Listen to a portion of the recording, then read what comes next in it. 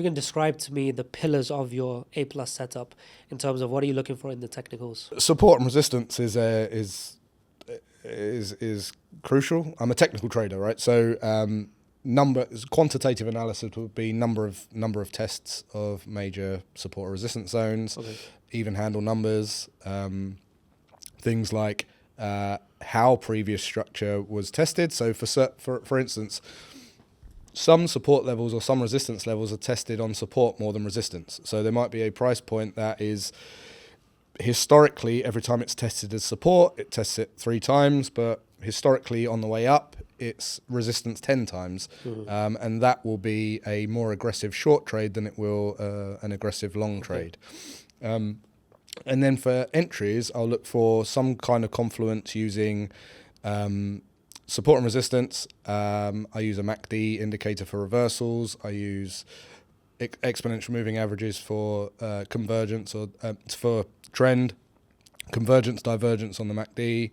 And depending if we've got that confluence, I'll either use double tops or 3-bar reversals or literally a candlestick formation of some kind, depending on how many times structure's been tested in the past. And then discretionary price levels. So I've got a list of my own discretionary price levels that I've just noted down over years and years of saying, well, last time, I waited for a double top here. Actually, I missed out on that trade 10 times out of 20 because I waited for that double top. Had I taken a 3-bar reversal instead, I would have got in. So that's years of discretion. Like that's years of taking notes, basically. When I in my own journey, let's say, of exploring these kind of concepts, support and resistance and so forth, I often found myself getting wicked out. Or maybe not even wicked out. Let's say I'm seeing a resistance level. I might be thinking break, test, continuation, looking to buy, whereas it does the break, test, and then continues lower. So I got the direction wrong. Therefore, you're kind of manipulated on if you're shorting it, you got stop loss hunt, and if you're looking to buy it, well, it went down. How do you navigate these key points in the market where there is a lot of activity, resistance, support, a lot of orders in the market? How do you navigate between what is a real rejection versus we're just inviting in orders to then manipulate and then the real move, which a lot of people do end up getting caught on? How do you protect yourself from that? For me, it's a confirmation bias of various filters. So I look at the market condition, making sure that I'm taking bullish setups or long setups in a prevailing trend that is bullish, and I'll use a higher time frame.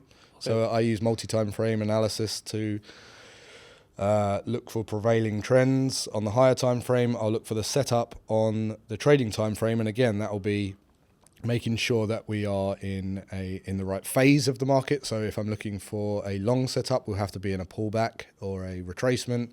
If we're looking for a counter setup, we'll have to be in a run phase. But I'm primarily a trend continuation trader. I only take certain structure-based setups at major support and resistance levels. What time frames are you hanging out on when you do your top daily, 4-hour, and hourly.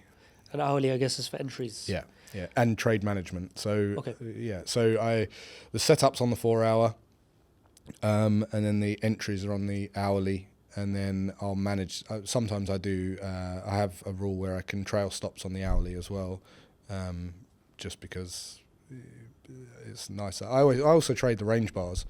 Okay. So the 8 range bars as well. So that's a completely different animal. So